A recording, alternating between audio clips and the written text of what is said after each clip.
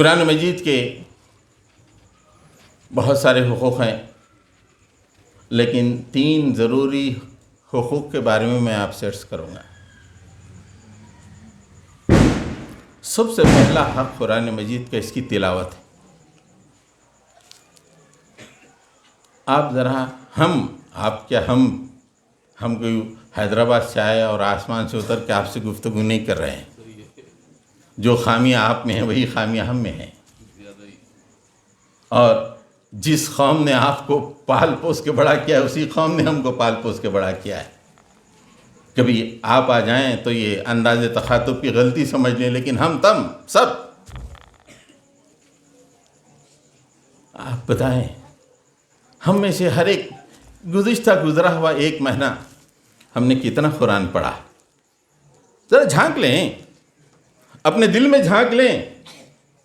یہ کتاب جو عرش سے آئی تھی، اللہ کے نبی کے دل پہ نازل ہوئی اور وہاں سے ہم تک منتقل ہوئی اور ایک مصحف کی شکل میں ہمارے اسلاف نے ہم تک پہنچایا۔ میں نے گزرے ہوئے 1 مہینے میں اس کی کتنی آیتیں تلاوت کی، کتنا قرآن میں نے پڑھا ہے۔ بے عزتی نہیں تو کیا ہوگی؟ قرآن مجید 2 کام کرتا ہے دوستو، 2 کام۔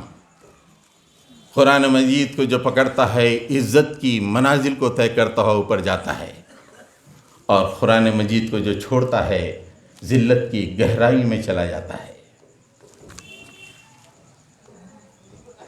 ہم نے اپنے ہی ہاتھوں سے اپنی ذلت کو لکھ لیا ہے۔ قرآن مجید وہ عظیم الشان کتاب جس کے بارے میں اللہ تعالیٰ کہتا ہے کہ یا ایھا الناس قد جاءتکم موعظۃ من ربکم وشفاء لما فی الصدور وہدی ورحمۃ للمؤمنین قل بفضل اللہ وبرحمتہ فبذلک فلیفرحوا هو خیر مما یجمعون۔ لوگو، تمہارے انتہائی مہربان، تمہارے کھانے کا انتظام کرنے والا، تمہاری سانسوں کا انتظام کرنے والا، تمہاری کھیتیوں کا انتظام کرنے والا، بارش کا انتظام کرنے والا، تمہاری زندگی کے ہر مرحلے کا انتظام کرنے والا وہ رب انتہائی شفیق، انتہائی رحیم، انتہائی کریم رب کی طرف سے تمہارے پاس نصیحت آ گئی ہے۔ نصیحت وَشِفَاءٌ لِمَا فِي الصُّدُورِ، یہ نصیحت کے ساتھ دل کے امراض جس میں دنیا ڈوبی ہوئی ہے، جس کی وجہ سے انسان دوسرے انسان کا دشمن ہو گیا ہے، ایسے امراض، ایک انسان دوسرے انسان کے قتل تک کا سوچتا ہے، جنگ و جدل کو دوسری قوموں پہ لاد دیتا ہے، ایسے امراض کی شفا ہے۔ کہہ دو قل بفضل اللہ وبرحمتہ، یہ اللہ تعالیٰ کی رحمت اور اس کا فضل ہے کہ قرآن مجید نازل کیا۔ ہم اگر 2 وقت کا کھانا اچھا مل جائے، بریانی، کیا اللہ کا فضل ہے بھائی؟ یہ ہمارا تصور بن گیا ہے۔ پہننے کے لیے اچھا مل جائے، اللہ کا بڑا فضل ہے میرے گھر میں۔ اچھی گھر زندگی گزرے، دسترخوان اچھا سجتا رہے، کھانے پینے کے لیے اچھا رہے، اللہ کا فضل ہے۔ لیکن اللہ کہتے ہیں نہیں، میرا سب سے بڑا فضل تو یہ کتاب ہے جو ہم نے تمہاری طرف نازل کی ہے۔ قل بفضل اللہ وبرحمتہ فبذلک فلیفرحوا۔ نادانو، انسانوں، تم جشن منانے کے لیے ہیلے اور بہانے ڈھونڈتے ہو، شادیوں کے لیے جشن مناتے ہو، چھوٹے چھوٹے چیزوں پہ جشن مناتے ہو۔ تم کو اگر جشن منانا چاہیے تو قرآن کا نزول ہے جس پہ تم کو جشن منانا چاہیے۔ فبذلک فلیفرحوا، جس دن آپ نے قرآن پڑھا آپ کو جشن منانا چاہیے کہ میں نے آج قرآن پڑھا ہے، آج میری روح بالیدہ ہوئی ہے۔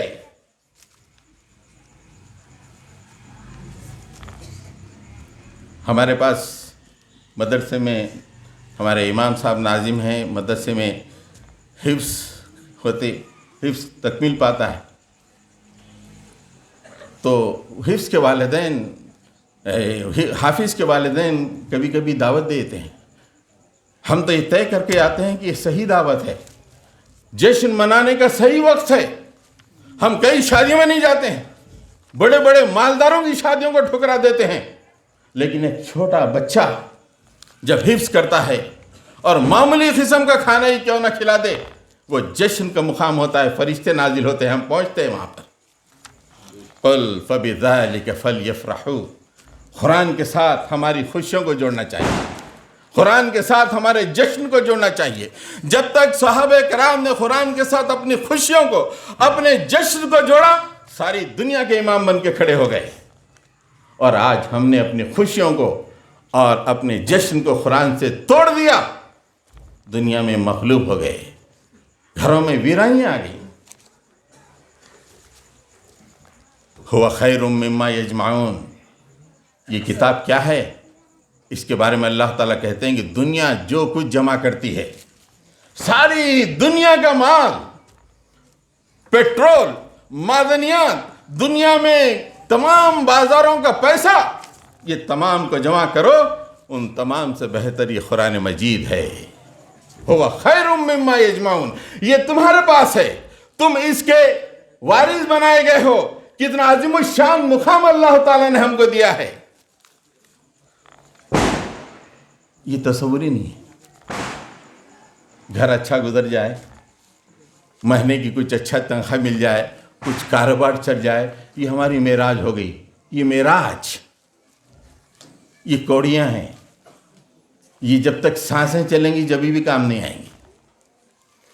حضرت گرامی، اللہ تعالیٰ نے فرمایا کہ الذین آتیناہم الکتاب یتلونہ حق تلاوتی، جن کو ہم نے یہ قرآن عطا کیا ہے وہ اس کی تلاوت کا حق ادا کرتے ہیں۔ تلاوت کا حق ادا کرنا، کسی بھی چیز کا حق ادا کرنا، بیٹا ہو تو باپ بولے گا ارے بیٹا ہونے کا حق ادا کر، پڑوسی ہے تو پڑوسی ڈیمانڈ کرتا ہے کہ میرے پڑوسی ہونے کا حق ادا کر۔ اللہ تعالیٰ بھی فرما رہے ہیں کہ جن کو ہم نے قرآن مجید عطا کی وہ اس کا حق ادا کرتے ہیں۔ صحابہ کرام کی زندگی میں جھانک کر دیکھیے، ہزاروں واقعات آپ کو ملیں گے جو ان کا حق ادا کرتے تھے۔ ایک واقعہ میں آپ کو سنا دوں، بہت سے واقعات ہیں لیکن یہ واقعہ ذرا مجھے زیادہ پسند آ گیا، اس لیے میں زیادہ مقامات پہ اس واقعے کو سناتا ہوں۔ حضرت ابو ہریرہ رضی اللہ تعالیٰ عنہ مشہور صحابی ہیں جن سے بہت سے احادیث وارد ہوئے ہیں صحیحین میں اور دوسری کتابوں میں۔ ان کے پاس ایک مہمان آئے، ایک ہفتے کی مہمانی کے لیے آئے وہاں۔ انہوں نے کہا کہ میں آپ کے پاس رہوں گا ایک ہفتہ۔ انہوں نے کہا کہ ٹھیک ہے، مہمان تو اللہ کی طرف سے تھے، آپ آئیے رہیے۔ تو مہمان نے حضرت ابو ہریرہ کے بارے میں فرمایا کہ جب رات ہوتی تو رات ہوتے ہی نماز عشاء کے بعد ابو ہریرہ قرآن کھول کے پڑھنا شروع کر دیتے، پڑھتے چلے جاتے۔ جب ان پہ تھکان آ جاتی، طاری ہو جاتی، تو نیند طاری آ جاتی تو اپنی بیوی کو اٹھاتے کہ مجھے نیند آ رہی ہے، تم اٹھو قرآن پڑھو۔ بیوی قرآن پڑھنا شروع کرتی، پورے گھر میں قرآن گونج رہا ہے، بیوی پڑھتی چلی جا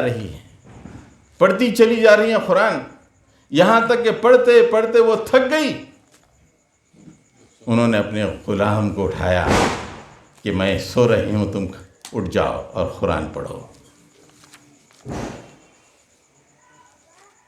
مہمان کا کہنا ہے کہ غلام قرآن کی تلاوت کرنے لگا یہاں تک کہ فجر کی اذان ہو گئی۔ پوری رات گھر میں قرآن کی تلاوت، در و دیوار سے قرآن کی تلاوت ٹکرا رہی ہے، پورا گھر منور قرآن سے، پوری رات کو بانٹ کر قرآن پڑھا جا رہا ہے۔ آج ہمارے گھروں میں ویرانیاں، در و دیوار پہ ویرانی، گھروں میں ویرانی، گھروں کی بیماریاں، گھروں کا افلاس۔ یہ اس وجہ سے ہے کہ ہم نے اپنی اس قرآن مجید کو دور کر دیا۔ اس کی اس کا سب سے جو پہلا حق ہے تلاوت کا وہ بھی ادا نہیں کر رہے. تف ہے. اللہ تعالیٰ نے فرمایا کہ جو لوگ تلاوت نہیں کرتے ہیں، سورہ طٰہٰ میں نے جو ابھی آیت بتائی اس کے بعد اللہ تعالیٰ نے فرمایا سنیں، ہم لوگ کان کھول کے سنیں. یہ کما لینا، کوڑیاں، اس میں خوشی منا لینا غیر اہم ہے. آج ہمارے گھروں میں افلاس، ہمارے گھروں میں غربت، ہمارے گھروں میں پریشانی، اس کا واحد وجہ قرآن مجید سے دوری. اللہ تعالیٰ فرماتے ہیں یہ کلام کیسا ہے، اور جو اسے منہ موڑتا ہے وہ کیسا ہے. وَمَنْ أَعْرَضَ عَنْ ذِكْرِي فَإِنَّ لَهُ مَعِيشَةً ضَنْكًا وَنَحْشُرُهُ يَوْمَ الْقِيَامَةِ أَعْمَى قَالَ رَبِّي لِمَ حَشَرْتَنِي أَعْمَى وَقَدْ كُنْتُ بَصِيرًا. اللہ تعالیٰ فرماتے ہیں جو بھی میرے اس کلام سے یعنی میرے ذکر سے، نصیحت سے اعراض کرتا ہے، منہ موڑتا ہے، اس کی دنیا کی زندگی تنگ و بند ہوگی. معیشتاً ضنکا، دنیا کی زندگی تنگ و بند. آج مسلمانوں کے گھر میں افلاس.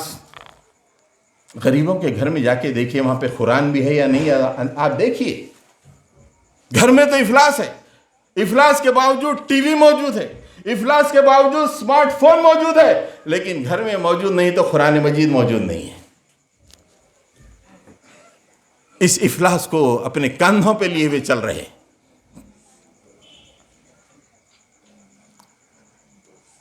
زندگیاں گزرتی چلی جا رہی ہیں مفلسی میں. ہم دوش دیتے ہیں کہ یہ حکومتوں نے ہمارے ساتھ یہ نہیں کیا، یہ حکومت نے یہ نہیں کیا. ہم نے اس مفلسی کو دور کرنے کے لیے کیا کیا؟ جبکہ اللہ کہتا ہے کہ تمہاری مفلسی کی اصل وجہ میرے ذکر سے دوری ہے. معیشتاً ضنکا، تمہاری زندگی مفلسی کا شکار ہو جائے گی، تنگ بند ہو جائے گی. یہی نہیں، جھوپڑی میں، تنگحالی میں قرضے لے کے بچوں کی شادیاں ہو رہی ہیں، بچوں کی پڑھائی ہو رہی ہے. پوری زندگی دیکھے تو بس آنکھوں میں آنسوؤں کے سوا کچھ نہیں آتا. مر گئے، قیامت میں کیسے اٹھیں گے؟ وَنَحْشُرُهُ يَوْمَ الْقِيَامَةِ أَعْمَى. ایسے لوگ قیامت میں اندھے اٹھیں گے. اندھے، آنکھوں کی بینائی سلب ہو جائے گی. حیرت زدہ ہو جائے گا آدمی اور پوچھے گا قال ربی، اے میرے رب، لِمَ حَشَرْتَنِي أَعْمَى، تو نے مجھے اندھا کیوں اٹھایا میرے رب، جبکہ میں نے دنیا میں آنکھوں سے دیکھا کرتا تھا. سیل فون پہ میری نگاہیں چپکی رہتی تھیں، واٹس ایپ پہ تھرکتی رہتی تھی. مالک آج تو مجھے اندھا کیوں اٹھایا؟ اللہ تعالیٰ فرماتا ہے كَذَلِكَ أَتَتْكَ آیاتنا فنسیتہا وَكَذَلِكَ الْيَوْمَ تُنْسَى. ہاں، اب اندھے پن کی شکایت میرے سے کر رہا ہے، جبکہ میری آیتیں تیرے پاس آئی تھی تو نے منہ موڑا. آج اسی طرح تو بھی بھلا دیا جا رہا ہے. جا. سب سے کمزور رشتہ قرآن مجید سے تلاوت کا ہوتا ہے. یہ سب سے کمزور اور پہلا رشتہ ہوتا ہے. اس میں بھی ہم پورے کے پورے فیل. دیکھیں ایک مہینے میں کتنا قرآن ہم نے پڑھا. وہاں پہ تو دور دیوار گواہی دے رہے ہیں. حضرت ابو بکر جب رات میں قرآن پڑھتے تو اتنا درد ان کی آواز میں ہوتا کہ محلے والے آ کے سنتے رہتے کہ یہ کیا پڑھ رہے ہیں. راتوں میں پڑھا کرتے تھے. حضرت گئے 3 باتیں نہیں، وقت تنگ ہے. دوسری ایک اہم بات پہ میں اپنی بات کو ختم کرتا ہوں. اس بات کی طرف برادر محترم عبدالعزیز صاحب نے بھی توجہ دلائی. یہ قرآن صرف ہمارے لیے نہیں ہے، یہ قرآن تمام انسانیت کے لیے ہے. اس قرآن کو لوگوں کے سامنے پیش کرنا ہے، اور اگر ہم پیش نہیں کر رہے تو اللہ کے دربار کے مجرم ہیں. ایسا نہیں کہ میں پیش نہیں کیا، نہیں، مجرم ہیں. अल्लाह ताला ने फरमाया लक़द अंज़लना इलैका ज़िक्रा लितुबय्यिना लिन्नासि मा नुज़्ज़िला इलैहिम व अंज़लना इलैका ज़िक्रा लितुबय्यिना लिन्नासि मा नुज़्ज़िला इलैहिम लअल्लहुम यतफक्करून। ऐ नबी, ये नसीहत हमने आपकी तरफ नाजिल की है ताकि तुम लोगों के सामने खोल खोल के बयान करो, ताकि लोग गौर व फिक्र करें। ये काम अहले ईमान का है, ये उसके अमीन है, ये उसके वारिस हैं। अब कोई नबी आने वाले नहीं है। नबी ने अपनी जिंदगी में जो काम किया कि इसके पैगाम को लोगों के सामने पेश करना, वो जिम्मेदारी अब उम्मत मुस्लिमा की है। और आज उम्मत मुस्लिमा सदियों से इस काम को छोड़ दिया। नतीजा ये है कि आज हम एक माइनॉरिटी बने रहे, अपनी किल्लत तादाद पे आंसू बहा रहे।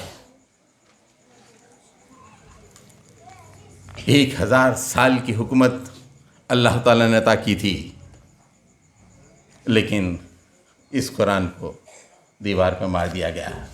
इसके पैगाम को यहाँ की अवाम के सामने पेश नहीं किया गया, लोगों को बुलाया नहीं गया इस कुरान की तरफ। 1000 साल गफलत। आज हम अपनी मुस्तकबिल से फिक्रमंद है, मुस्तकबिल के बारे में फिक्रमंद है, परेशान है। कुरान मजीद को छुपाना बहुत बड़ा जुर्म है, बहुत बड़ा जुर्म है। कुरान मजीद में अल्लाह ताला कहता है कि ऐसा जुर्म है कि हमेशा तुम पे लानतें बरसती रहती हैं। आज हमारा जो हाल है ये लानत बरसने की वजह से है। कोई भी हमारी बुढ़ी घर की अरे तेरे पे लानत बरसवत कितना बुरा लगता।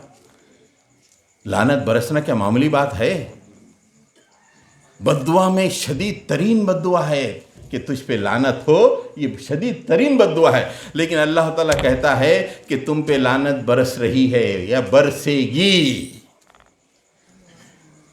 इन्नल्लज़ीन यक्तुमून मा अंज़लना मिनल बय्यिनाति वल हुदा मिन बअदि मा बय्यन्नाहु लिन्नासि उलाइका यलअनुहुमुल्लाहु व यलअनुहुमुल लाइनून। आखिरी हिस्से का तर्जुमा यह है कि ऐसे लोगों पर अल्लाह की लानत है और लानत करने वालों की लानत है। ये एक अल्लाह की नहीं, जितने लानत करने वाले हैं, अंबिया, औलिया और फरिश्ते, जितने भी लानत अल्लाह ने इजाजत दी है, तमाम के तमाम अल्लाह के साथ मिलकर लानत करते हैं। किस पे? इन्नल्लज़ीन यक्तुमून, उन लोगों पे जो छुपाते हैं। मा अंज़लना मिनल बय्यिनाति वल हुदा, वो चीज जो बय्यिनात और हिदायत अल्लाह ताला ने नाजिल की है, जबकि इसको हमने इंसानियत की हिदायत के लिए नाजिल किया था। इस पे नाक सांप बन के बैठते हैं, ना खुद पढ़ते हैं ना इसको लोगों के सामने पेश करते हैं। अल्लाह ताला कहता है कि ऐसे लोगों पर मेरी भी लानत है और लानत करने वालों की भी लानत है। हमारी जिंदगियों से पता नहीं चल रहा है कि अल्लाह की लानतें हैं हम पर। सुबह दिल धड़ धड़ कर रहा है, शाम दिल धड़ धड़ कर रहा है। खाना खाए तो हमारे बुजुर्ग औरतें कहती थीं खाना आंख को नहीं लग रहा भाई, खाना आंख को ही नहीं लग रहा। ऐसी खबरें आ रही हैं। आपका घर अगर बुलडोजर से गिरा दिया जाए तो कितने दिनों तक आप आंसू बहाते रहेंगे? ये अल्लाह की लानत नहीं तो क्या है? तो वक्त का अहम तरीन तकाजा है कि हम आगे बढ़ें, इस कुरान के साथ अपने ताल्लुक़ को मजबूत बनाएं और हम इसके पैगाम को लोगों के सामने पेश करें। सहाबे कराम रिज़वानुल्लाहि ताला अलैहिम अजमईन बेचैन रहते थे। मक्के का वो दौर आप देखिए, क्या खून चका दौर। इतना मारा जाता था सहाबे कराम को, लेकिन कितने शौक़ और ज़ौक़ से वो लोगों के सामने कुरान को पढ़ते थे। हज़रत अब्दुल्ला बिन मसूद रज़ियल्लाहु ताला अन्हु का वाक़या आता है कि सूरह रहमान नाजिल हुआ। वो भड़क भड़क لٹک گئے. واہ کیا سورہ نازل ہوا ہے, کیا سورہ نازل ہوا ہے, اس کو تو میں خانہ کعبہ میں پڑھوں گا. صحابہ نے کہا کہ رے کافر لوگ وہاں پہ تمہیں ماریں گے, شدید زد و کوب کریں گے. نہیں کوئی بات نہیں, میں تو پڑھ کے ہی سناؤں گا. عبداللہ بن مسعود رضی اللہ تعالیٰ عنہ